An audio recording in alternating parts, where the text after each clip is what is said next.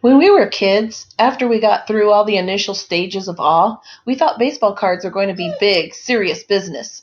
And sometimes baseball cards are serious business.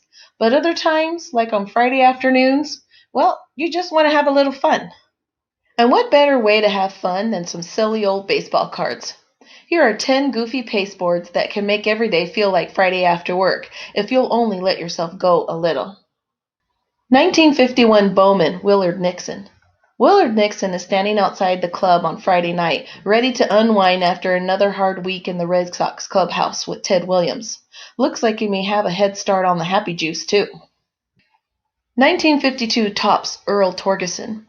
Unfortunately for the diminutive Topps photographer, Earl Torgussen just got a new prescription for his glasses.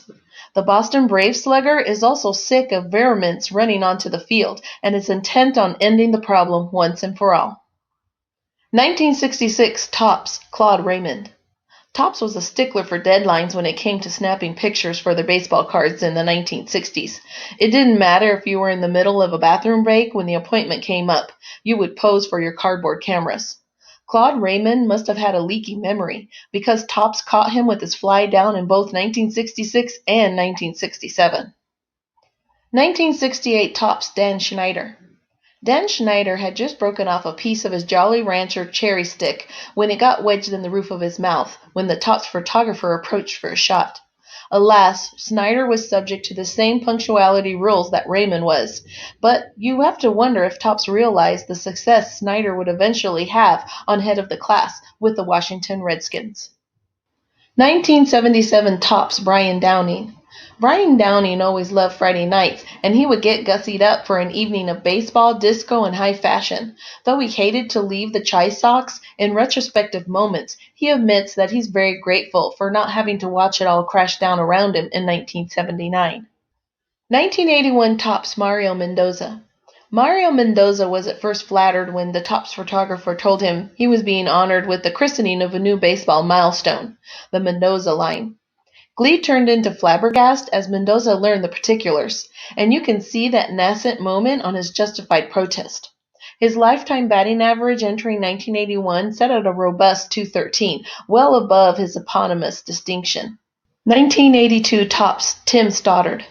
Tim Stoddard was normally a shy and unassuming young man, but it's Friday night, and someone in the stands has caught his eye. If he plays his cards right, he might finagle a date to the malt shop after the Orioles game. 1983 Topps, Mike Armstrong. Mike Armstrong subscribed to the Moberg theory of baseball success. Never tip your hand, always keep your eyes and ears open, and hold your cards close to your vest at all times. You never know when another spy is trying to steal your intel, or at least your signs. 1988 Topps, Devon White. Devon White fell asleep reading Gulliver's Travels in the Los Angeles dugout and woke up to find himself hopelessly stranded at the end of a monster basketball dunk and broad ding nag, also his back itches. 1991 Jimmy Dean, Ken Griffey Jr. Ken Griffey Jr. has a fun evening planned after his nameless team because Jimmy Dean didn't want to pay Major League franchising fees finishes their game. His plans include Ken Griffey Jr. will treat you right. Just gaze into his eyes. Bonus. 1985 Topps, Oscar Gamble. As we've said before, you can't have one of these types of lists without an Oscar Gamble entry. So here is us, satisfying that requirement. And when it comes to Oscar Gamble cards, they don't come any sillier than the 1985 Topps offering, right? I mean, Oscar Gamble without his fro is like Claude Raymond without his fly open, or a band without their signature song. Come on, Oscar, sing. Come on, Aileen, just one more time. Like our video? Then like our videos and subscribe to our channel. waxpackgods.com